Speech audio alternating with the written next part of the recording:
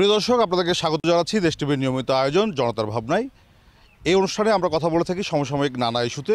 রাজশাহী থেকে আপনাদের সঙ্গে আছি আমি কাজী সাহেদ। আমরা আজও কথা বলবো রাজশাহীর সাধারণ মানুষের সঙ্গে। তারা কি ভাবছেন সমসাময়িক রাজনীতি নিয়ে, রাজশাহীর বিষয় উন্নয়ন নিয়ে, রাজশাহীর সমস্যা ও সম্ভাবনা নিয়ে আমরা একটু কথা বলতে চাই। এখানে শুরুতেই আপনার কাছে একটু জানতে চাই, রাজশাহীকে বলা হয় গ্রিন সিটি, ক্লিন সিটি, এই সিটিটার অবস্থা কি এখন, কেমন বর্তমানে অবস্থা? আসসালামু আলাইকুম রহমতুল্লাহি ওয়া বারাকাতুহু। এখন বর্তমানে যে অবস্থা, আমি প্রথমেই ডাক্তার ইউনূস সাহেবকে ধন্যবাদ দিতে চাই যে উনি এখন রাষ্ট্রপ্রধান। আর আমাদের যে অবস্থা এখন বর্তমানে রাজশাহীতে সর্বপ্রথমে যে সমস্যাটা সেটা হলো কর্মসংস্থান। আমাদের এখানে কর্মসংস্থানের তেমন কোনো ব্যবস্থা নাই।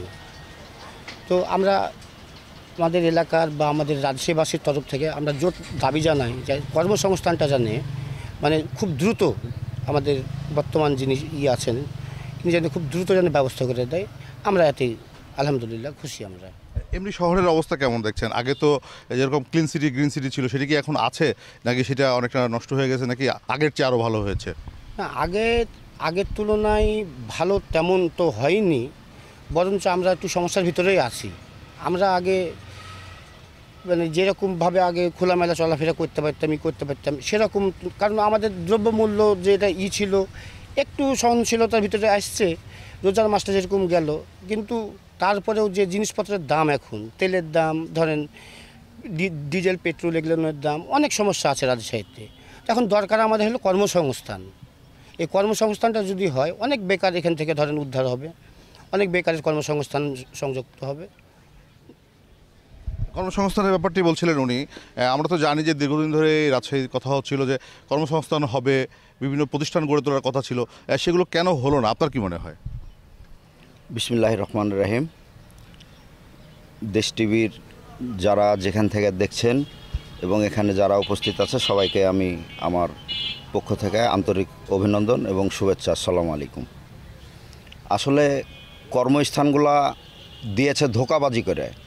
যেমন আমাদের এখানে হাইটেক পার্ক আছে, এখানে 15,000 শ্রমিক নিয়োগ হওয়ার কথা ছিল, এখানে এখন পর্যন্ত 2,000-এর অধিক মনে হয় নিয়োগ হয়েছে। এরপর আর কিছু হয়নি। যে কাজগুলো হয়েছে রাজশাহীতে সবগুলো দুর্নীতি কাজ হয়েছে। যেটা 10 টাকার কাজ সেটা 50 টাকায় হয়েছে। আর আসলে মেন কথা হচ্ছে যে একটা নির্বাচিত সরকার যতক্ষণ পর্যন্ত না আসবে ততক্ষণ পর্যন্ত দেশ স্বাভাবিক হবে না। আমরা আন্দোলন করেছি নিরপেক্ষ নির্বাচনের জন্যে। আমরা এখন পর্যন্ত সে নির্বাচনের ফল পাইনি, প্রক্রিয়াধীন আছে। আমরা চাই সামনে যেন নির্বাচনটা সুষ্ঠুভাবে দেওয়া হয়। নির্বাচন হলে দেশ ঠিক হয়ে যাবে। নির্বাচন হলে দেশ ঠিক হয়ে যাবে।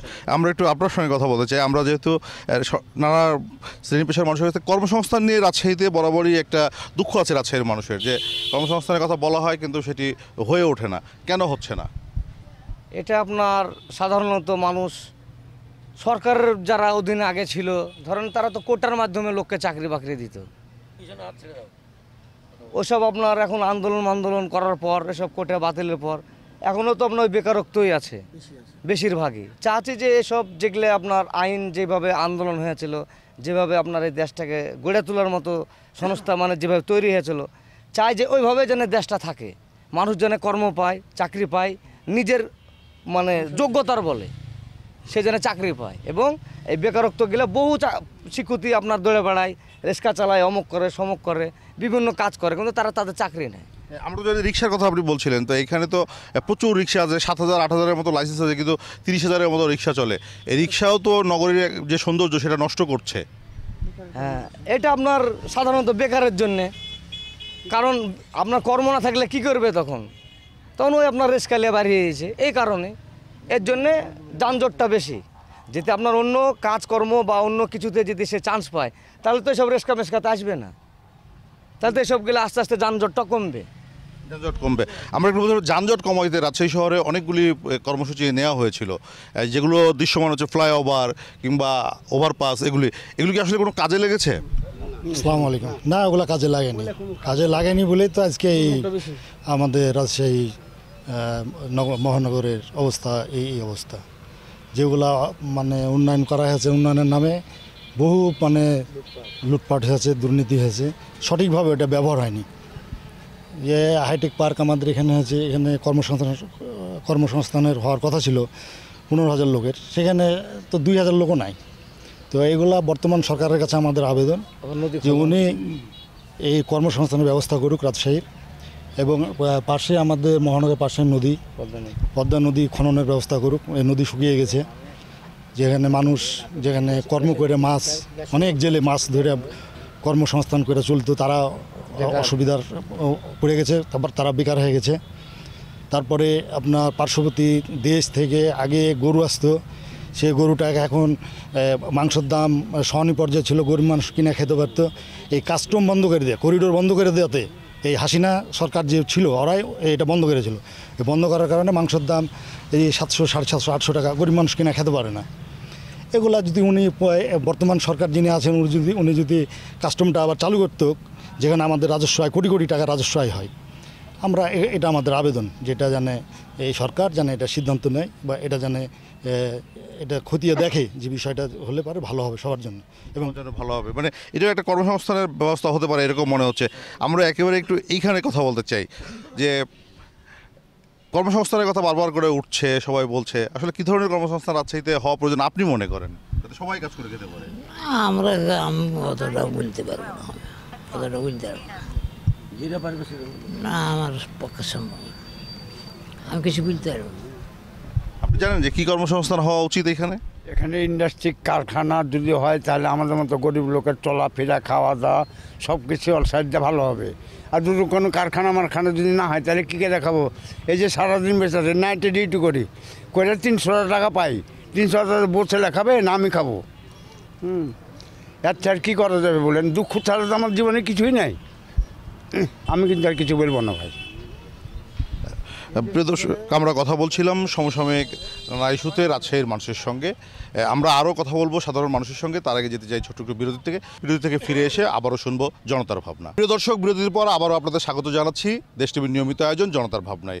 আমরা আছি রাজশাহীতে, আপনাদের সঙ্গে আমি কাজী শাহেদ কথা বলছি তার সঙ্গে জনতার ভাবনা নিয়ে। আমরা একটু কথা বলতে চাই, উন্নয়ন নিয়ে অনেক কথা হয়েছে, উন্নয়ন রাজশাহীর কর্মসংস্থানের কথা হয়েছে। আসলে কর্মসংস্থান কেন হলো না? আমাদের এখানে তো গ্যাস ভিত্তিক ইন্ডাস্ট্রি হওয়ার কথা ছিল, সেটিও তো হলো না। গ্যাস ভিত্তিক ইন্ডাস্ট্রি হওয়ার কথা ছিল।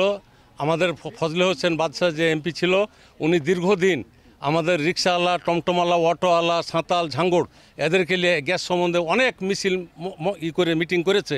করার পর রাজশাহীতে গ্যাস এসেছে। গ্যাস হওয়ার পর দুর্ভাগ্যবশত গরিব মানুষদের কোনো ব্যবস্থা হয়নি। এই গ্যাস নিতে হলে পরে 40,000, 50,000, 60,000 টাকা সংযোগ ফি দিয়ে গ্যাস নিতে হয়েছে। এতে বড় লোকদের ভাগ্য উন্নয়ন হয়েছে, কিন্তু গরিবরা সে গরিবই থেকে গেছে। গরিবদের যে গ্যাসের সংকট, সে সংকটই থেকে গেছে। আমরা এই সংকটমুক্ত গ্যাস চাই। আমরা গরিব মানুষরা যাতে অনায়াসে ভালোভাবে যেন আমরা প্রত্যেকটা বাড়িতে গ্যাস আমরা পেতে পারি, এর সুব্যবস্থা করার জন্য সরকারের প্রতি আমরা গভীর আহ্বান জানাচ্ছি। কিন্তু কথা তো হচ্ছে যে গ্যাস আবাসিকে দেওয়া হবে না, গ্যাস হচ্ছে ইন্ডাস্ট্রিতে দেওয়া হবে।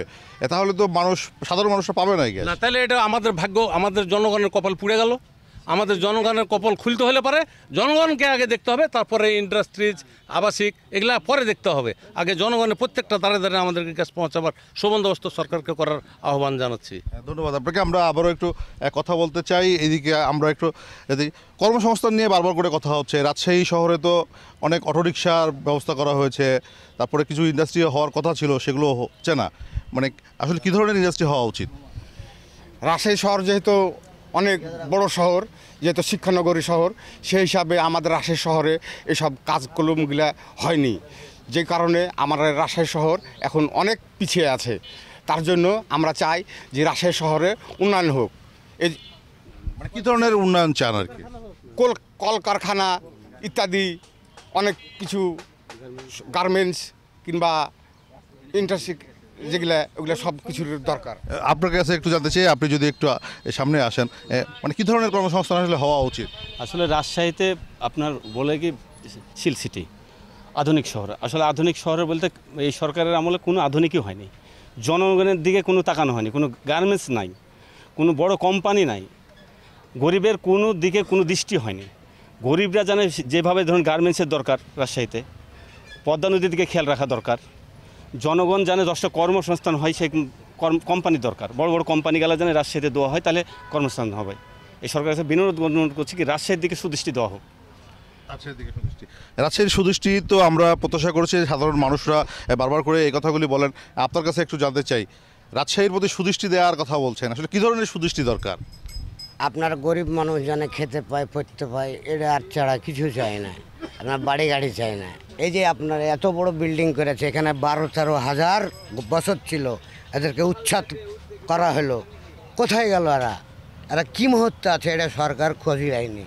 তো যেটা ভালো হবে সরকারের তরফ থেকে, এটাই আমাদের ভালো। কী ধরনের ভালো চায়, মানে কী ধরনের, মানে সরকার কী উদ্যোগ নেবে? কোনো কাজ ধরেন কাম, গরিব মানুষ, কারখানা, বড় একটা কর্মস্থান, এটা যেন মানুষ খেতে পায়, বড় কোম্পানি কিংবা একটা গার্মেন্টস বা ডিস্ট্রিক্ট বা কোম্পানি যেরকম। আপনার কাছ থেকে একটু জানতে চাই যে কর্মসংস্থানের কথা বারবার করে উঠে আসছে, কিন্তু কর্মসংস্থানগুলি হচ্ছে না। আসলে হচ্ছে না কেন? হচ্ছে না আসলে বিগত যে ফ্যাসিস্ট সরকার ছিল আপনার, তারা তো মূলত তাদের এজেন্টদেরকে দিয়ে তো আপনার এগুলা করাইছে। আপনার বর্তমান যে রাস্তাঘাট আছে আপনার, এইগুলা খোলাখুলি করে রেখে দিয়েছে আপনার, তারা তো আপনার লুটপাট করেছে আপনার। এই যে হাইটেক করেছে, আরও কিছু করেছে আপনার, এগুলো তো আসলে কর্মসংস্থানের জায়গা হয়নি। এখন রাজশাহীতে কর্মসংস্থানের জায়গার জন্য বড় বড় ইন্ডাস্ট্রি করা দরকার, বেকারত্বটা বেশি রাজশাহীতে। আর উন্নয়ন না হইলে তো আপনার জনগণের উন্নয়ন হবে না। এই তো লুটপাট হয়েছে আপনার জনগণের টাকা। বর্তমান সরকার যে আছে এখন, আমি তাদের দৃষ্টি আকর্ষণ করছি যে সে রাজশাহীতে বড় কলকারখানা করুক, বেকারত্ব দূর করুক, মানুষের জীবনযাত্রা যেন সমন্বিত চলাফেরা করতে পারে, সেই আশাই করি আমি। মানে বেকারত্ব দূর করার আহ্বানটা বারবার করে আসে সবার কাছ থেকেই। তো আমরা তো কথা বলছিলাম, এখানে যেহেতু গ্যাস ভিত্তিক ইন্ডাস্ট্রি আমাদের নেই, গার্মেন্টস শিল্পও নেই, এগুলো কথা ছিল, তো সেগুলো হয়নি। এইগুলি এখন কিভাবে করা যায়, সরকারের প্রতি আপনার কি পরামর্শ? আমার পরামর্শ, সরকার যেহেতু রাজশাহী বরাবরই পিছিয়ে আছে, যারা সরকার যায় তারা বারবার একই কথা বলে যে রাজশাহী ব্যাক সাইড, এখানে ইন্ডাস্ট্রি করতে গেলে খরচ বেশি পড়ে যায়, এই জন্য এখানে ইন্ডাস্ট্রি করা হয় না। আমার মতে ঢাকাতে যে সচিবালয় অনেক গ্যাঞ্জাম, ওখান থেকে যে শিক্ষা, আমাদের শিক্ষানগরের রাজশাহী, ওখান থেকে 2টা সচিবালয় যে রাজশাহীতে স্থানান্তর করা হয়, তাহলে তো ওখানে কিছু কর্মসংস্থান হবে। তারপর আমি মনে করি এখন যুগ হচ্ছে ইলেকট্রিক যুগ, এনে ল্যাপটপ, ফ্রিজ, টিভি, ক্যালকুলেটর, ঘড়ি, মোবাইল অল ডে এখন এইগুলাই চলছে।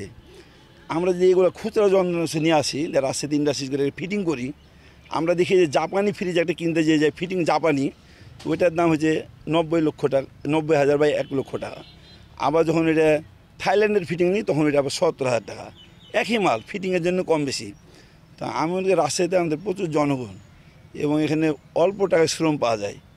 যদি ওইসব মাল খুচরা যন্ত্র নিয়ে সেখানে ফিটিং করে অল ডে সাপ্লাই করা হয়, এটা আমার মনে হয় খুবই ভালো একটা উদ্যোগ হবে, যে রাজশাহীর জনগণের জন্য মানে প্রচুর কর্মসংস্থানের সুযোগ হবে, কর্মসংস্থান শুরু হবে। ধন্যবাদ আপনাকে। প্রিয় দর্শক, আমরা কথা বলছিলাম রাজশাহীর সাধারণ জনতার সঙ্গে।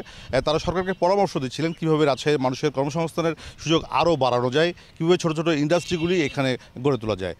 তা আমরা আবারও কথা বলবো জনতার সঙ্গে, তার আগে যেতে চাই আবারও বিরতি থেকে ফিরে এসে শুনবো জনতার ভাবনা। দর্শক, আবারও স্বাগত জানাচ্ছি আপনাদের জনতার ভাবনায়। রাজশাহী থেকে আছি আপনাদের সঙ্গে কাজী শাহেদ। আমরা কথা বলছিলাম সমসাময়িক নানা ইস্যুতে। এবার একটু রাজনীতি নিয়ে কথা বলতে চাই, যেহেতু রাজনীতি, আলোচনা, নির্বাচন এগুলো এখন তৃণমূল থেকে কেন্দ্র পর্যন্ত পৌঁছে গেছে। আমরা একটু জানতে চাই যে রাজনৈতিক দল নতুন একটা হয়েছে ছাত্রদের, নিশ্চয়ই জানেন, সেই দলটিকে আপনি কীভাবে দেখছেন?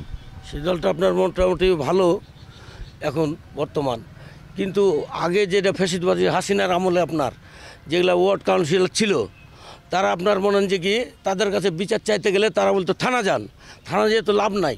তো রাজনীতিটা আপনার মনে হয় যে কি সেই জায়গাতে আপনার ওদের আমলে মনে হয় যে যেটা ফ্যাসিস্টবাদী হাসিনার আমলে, সেটা আপনার মনে হয় যে কি ওদেরই বক্তব্য চলতো যে কর্মসংস্থান আপনার মনে যে বেকার যারা আছে তাদেরকে তো আপনার রাজশাহীর লোককে আপনার মনে হয় যে তারা ভালো চোখে দেখতো না, ফ্যাসিস্টবাদী হাসিনার লোক তারা আপনার মনে হয় যে খুবই খারাপ চোখে দেখতো বলে আসবো না যে রাজশাহীটা আপনার দুর্ভিক্ষ।